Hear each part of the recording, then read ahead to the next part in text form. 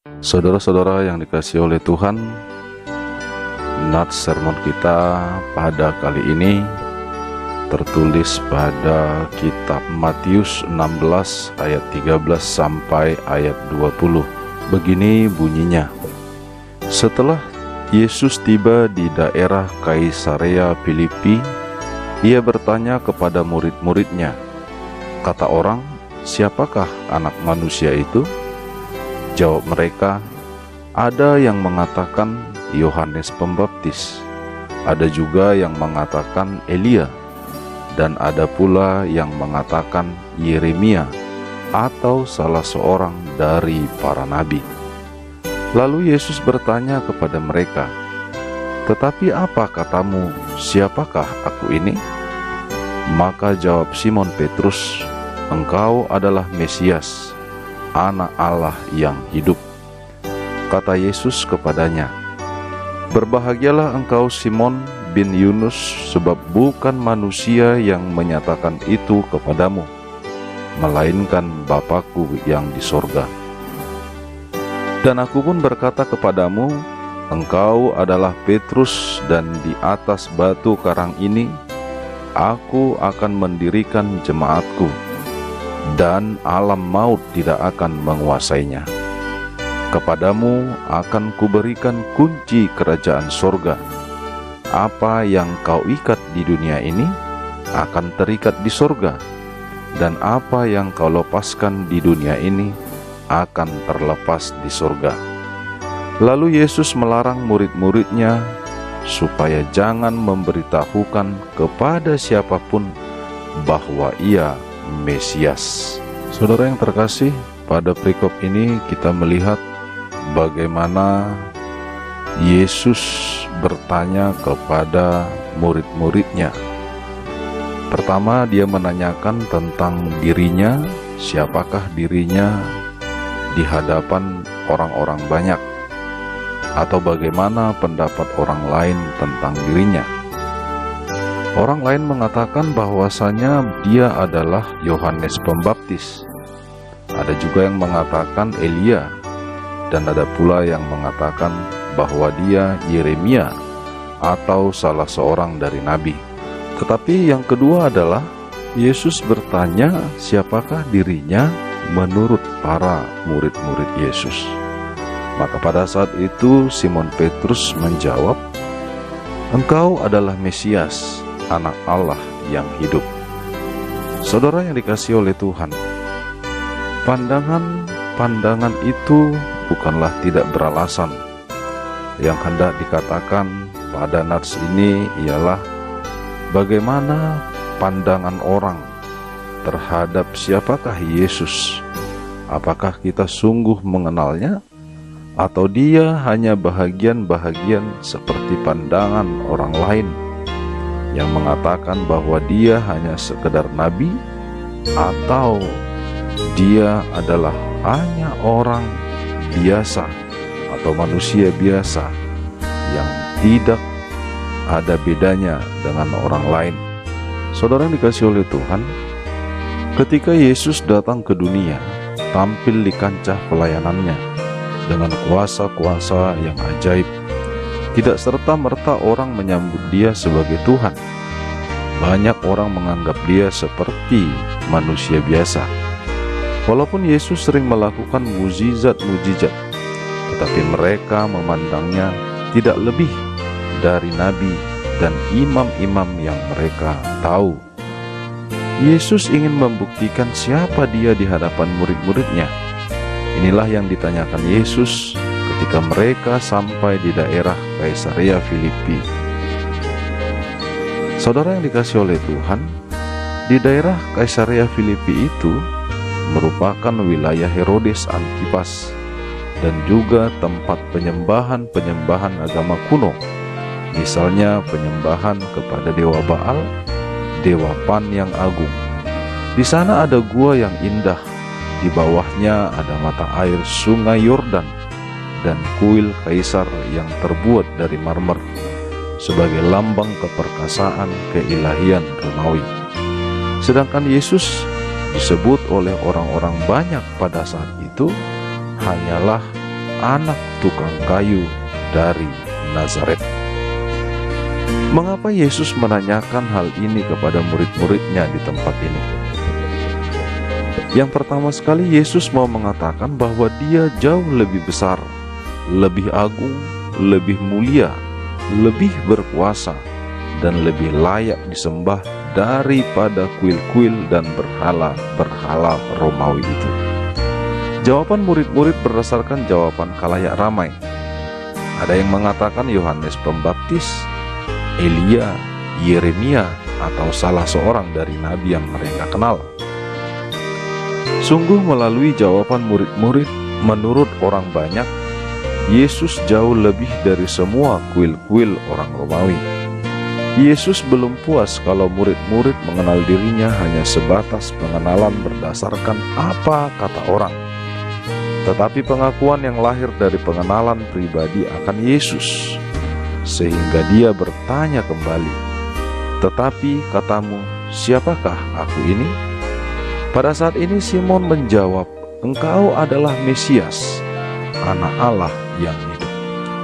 Kata Ibrani Masyiach dan kata Yunani Kristos berarti yang dilantik atau yang diurapi. Maka Yesus Kristus berarti Yesus yang dilantik atau yang diurapi, yaitu Mesias.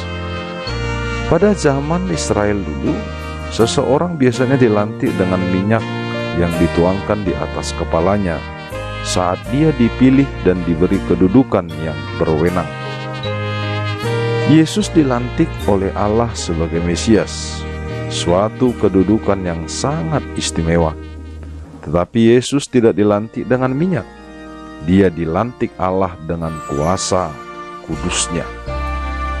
Pengenalan akan Yesus sebagai Mesias tidak cukup hanya melalui apa yang dilihat oleh mata dan apa yang didengar oleh telinga, tetapi harus ada peran Roh Kudus.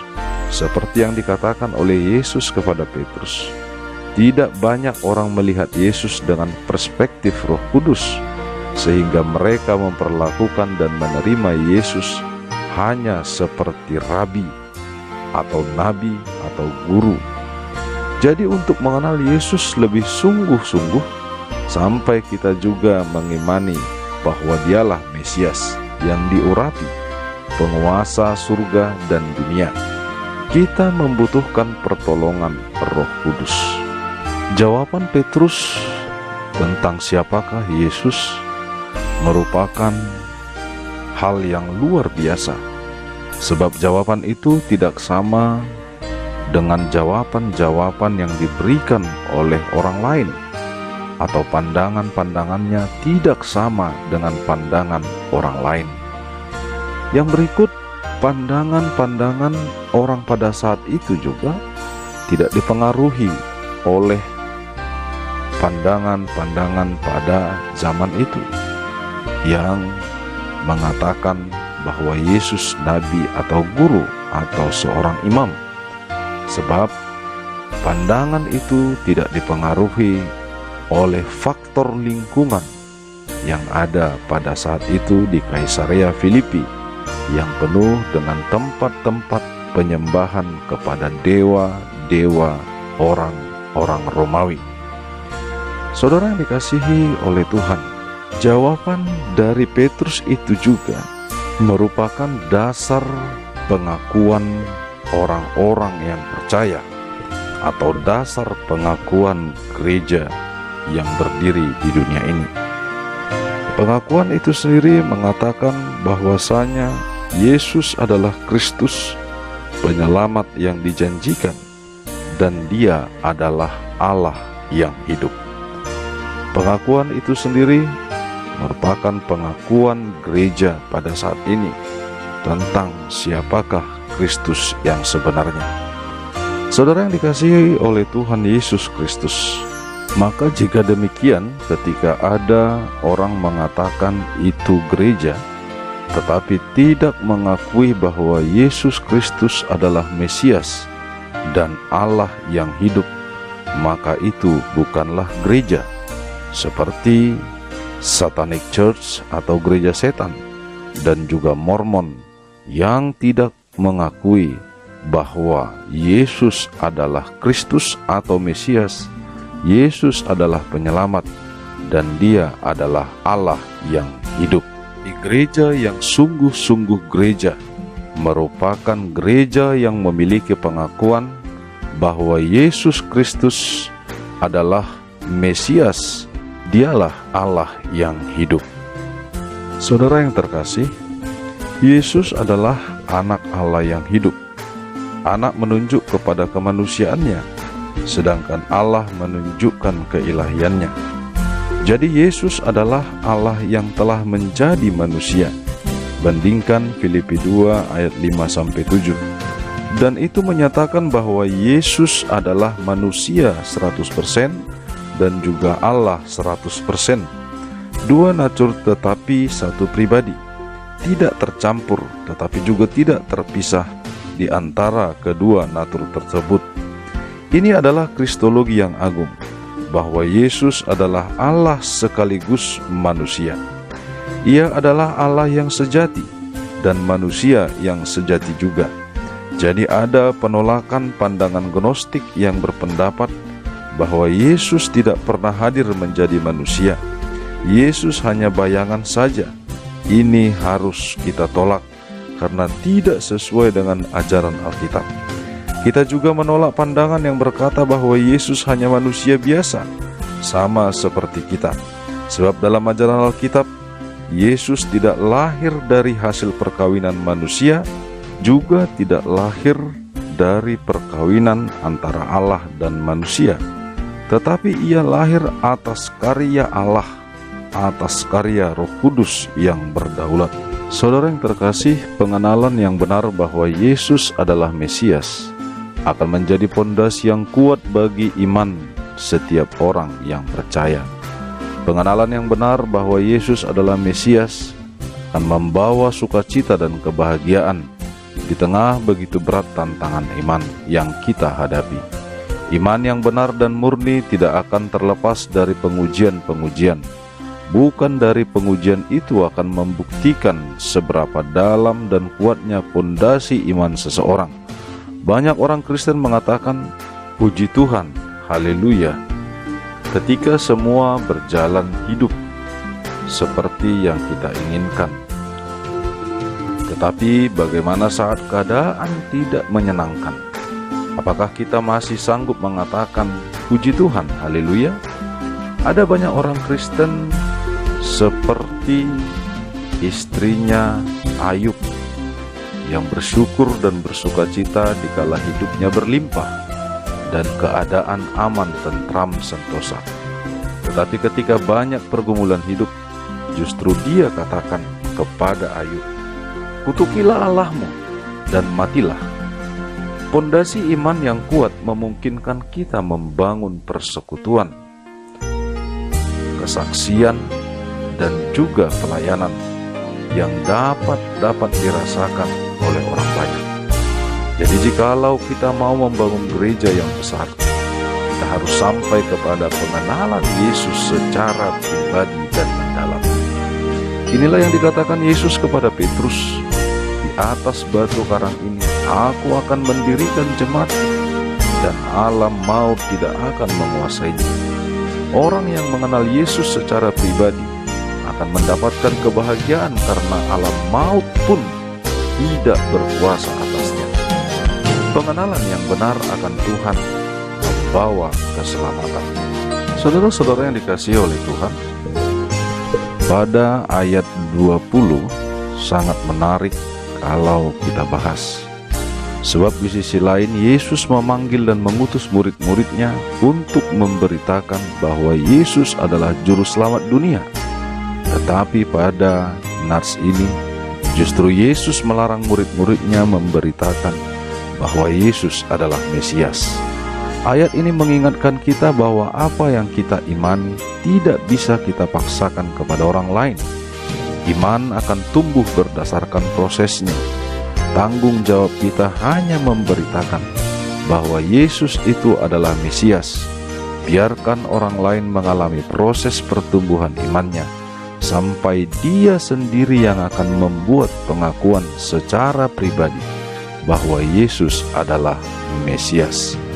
Saudara yang terkasih, dari nats ini, apakah kita semakin mengenal Yesus? Apakah kita mau berproses untuk mengenal Yesus?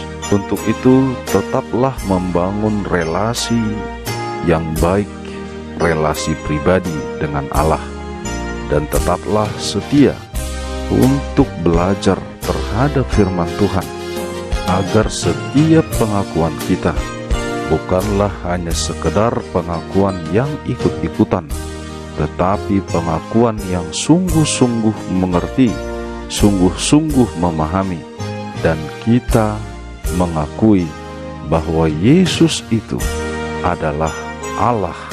Dialah Mesias yang menyelamatkan, dan dialah yang memberikan kehidupan kepada kita, dan akhirnya Yesus Kristus menjadi batu penjuru kita, sentral kehidupan kita, dan pondasi kehidupan kita. Kiranya Yesus Sang Mesias, Juru Selamat yang hidup, Allah kita yang kekal, menyertai kita sampai selamanya. Amin. Shalom.